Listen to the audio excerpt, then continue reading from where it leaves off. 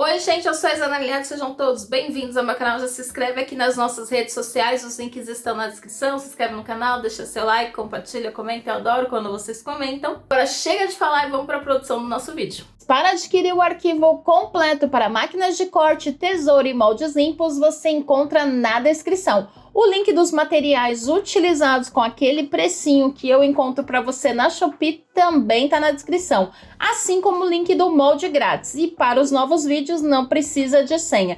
Não esqueça de deixar aquele like e o seu comentário. Bom vídeo!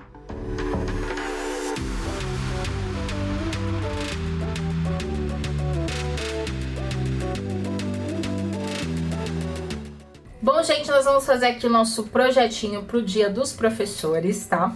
Esse daqui é o projeto completo. A versão completa você encontra na nossa loja à venda.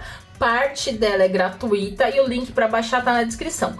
Ambos os links estão na descrição, tanto para adquirir a versão completa quanto a parte gratuita, tá bom? Eu vou mostrar aqui tudo que vocês vão precisar para fazer completo. Se você quiser fazer pela metade ou só uma parte dele para poder presentear, fica a critério seu ou do seu cliente. Aqui nós vamos precisar de um pedaço de papelão. Esse daqui tem 1,4 de gramatura, mas a gramatura nesse caso não importa, tá? 10 centímetros por 9,5. Vou precisar de 2 partes de acetato de 13 por 21, tá? São 2 pedacinhos. A parte do calendário faz parte do arquivo, tá? Você só tem que imprimir. Foi uma página sulfite. E aqui 8 páginas para fazer o bloquinho, tá? 8 páginas de 6 folhinhas, se eu não me engano vai dar 48 folhinhas. Para fazer a versão completa, você vai precisar de sabonete. Tá? Pode ser tanto o redondo quanto o quadradinho, tá? Ambos aqui no caso é da Natura, não, mentira. Esse é do Boticário e esse é da Natura. Aqui para fazer o projeto, eu utilizei ao todo 6 páginas, tá? Uma delas foi adesiva, eu usei o Mate adesivo, que foi para fazer a parte do bloquinho, a contracapa e aqui essa parte que vai colar a frente. Tá? Isso daqui foi adesivo e todo o resto foi o Mate 180 gramas. Tá? Para fazer é muito fácil, é muito simples, eu vou ensinar para vocês aqui o passo a passo. Para cortar não tem segredo, onde for pontilhado você vinca, tá? Onde for linha reta você corta com a tesoura. Eu já deixei aqui tudo cortadinho para facilitar e esse vídeo não ficar muito longo. Os demais materiais você encontra também na nossa descrição. Vamos aí para nossa montagem, a nossa produção.